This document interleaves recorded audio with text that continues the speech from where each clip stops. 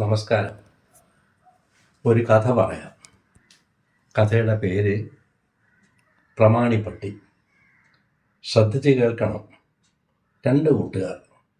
ഒരാളിൻ്റെ പേര് പരിഷ്കൃതകുമാർ, മറ്റേ ആളിൻ്റെ പേര് പ്രാകൃതകുമാർ.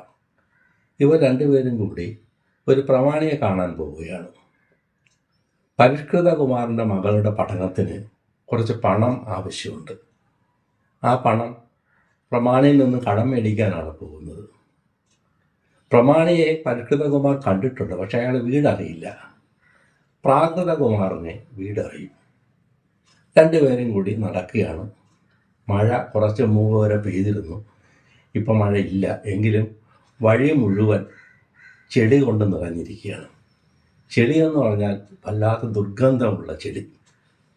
ആ ചെടിയിൽ പല പ്രാവശ്യം പരിഷ്കൃതകുമാറിൻ്റെ ചെരുപ്പും കാലും താഴ്ന്നു പോയി. അയാളത് വലിച്ചെടുക്കുമ്പോൾ വളരെ അസ്വസ്ഥനായി, വളരെ വെറുപ്പോടെ പറഞ്ഞു, ഓ, എന്തൊരു ചെളിയായത്, മനുഷ്യ മലം പോലെ നാറുന്നുണ്ടല്ലോ. പ്രാകൃതകുമാറിന് പക്ഷേ ചെരുപ്പില്ല. അതുകൊണ്ട് തന്നെ അയാൾക്ക് വലിയ പരാതിയില്ല. അയാളുടെ കാലിൽ മാത്രമാണ് ആ വൃത്തികെട്ട ചെളി പുരണ്ടത്. നടന്ന് മുന്നോട്ട് പോകുമ്പോഴേക്കും വീണ്ടും പരിഷ്കൃതകുമാറിന് ഉത്കണ്ഠയായി. വീടെത്താറായില്ലേ, കുറേ നേരമായല്ലോ നമ്മൾ നടക്കുന്നു. അപ്പോൾ പ്രാകൃതകുമാർ സമാശ്വസിപ്പിച്ചു, വിഷമിക്കണ്ട, ഉടനെ നമ്മൾ പ്രമാണിയുടെ വീടെത്തും. അല്പം കഴിഞ്ഞ് ഒരു വലിയ കൊട്ടാര സദൃശ്യമായ വീടിന് മുന്നിൽ അവരെത്തി. അപ്പോൾ പരിഷ്കൃതകുമാറിന് മനസ്സിലായി, ഇത് തന്നെയാണ് പ്രമാണിയുടെ വീട്. അപ്പോൾ പ്രാകൃതൻ ആ വീടിൻ്റെ ഗേറ്റ്, ഇരുമ്പ് ഗേറ്റ്, കറുത്ത പെയിൻ്റ് അടിച്ച വളരെ ഭാരമുള്ള ഇരുമ്പ് ഗേറ്റ് ശക്തിയായി തള്ളി നീക്കി. എന്നിട്ട് പറഞ്ഞു, നീ പ്രമാണിയെ പോയി കണ്ടുള്ളൂ, ഞാൻ എന്തായാലും വരില്ല, എന്നെ അയാൾക്ക് ഇഷ്ടമല്ല. ഞാനായിട്ട് നിനക്ക് കിട്ടേണ്ട സഹായം നഷ്ടപ്പെടുത്തണ്ട, ഞാൻ മാറി നിൽക്കുകയാണ്. എന്നിട്ട് പ്രാകൃതകുമാർ പിന്നിലേക്ക് നടന്നു. പരിഷ്കൃതകുമാർ പതുക്കെ പടികൾ കയറി പ്രമാണിയുടെ വീടിന് മുന്നിലെ വാതിലിൻ്റെ അരികിലെത്തി. നല്ല വാതിൽ, ഈട്ടിത്തടി കൊണ്ടുണ്ടാക്കിയ, ഒരുപാട് പൂക്കളും ഇലകളും കുമിളകളും ഒക്കെ കൊത്തി ഉണ്ടാക്കിയ വലിയ കതക്. പക്ഷെ കാളിംഗ് ബെല്ലില്ല. പകരം അവിടെ സ്വർണം പോലെ തിളങ്ങുന്ന ഒരു മണി കെട്ടിത്തൂക്കിയിട്ടിരുന്നു.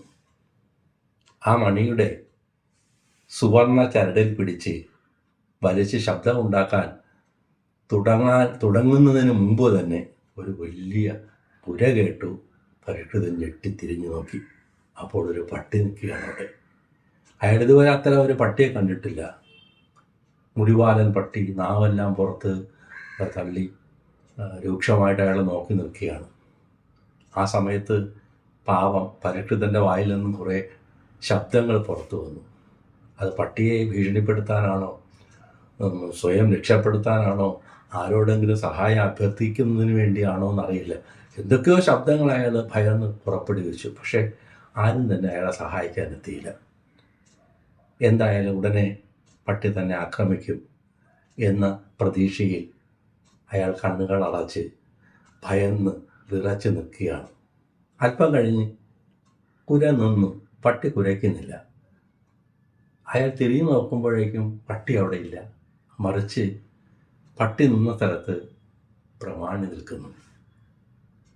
സത്യം പറഞ്ഞാൽ പരിഷ്കൃതകുമാറിന് വല്ലാത്ത ആശ്വാസം തോന്നി. അയാൾ സമാധാനത്തോടെ ചിന്തിച്ചു, ദൈവമേ, എത്ര വേഗമാണ് ഈ പട്ടികൾ പ്രമാണിമാരായി മാറുന്നത്. ഈ കഥ ഇവിടെ അവസാനിച്ചു. നമസ്കാരം. കഥ എഴുതിയത് ഞാൻ തന്നെയാണ്.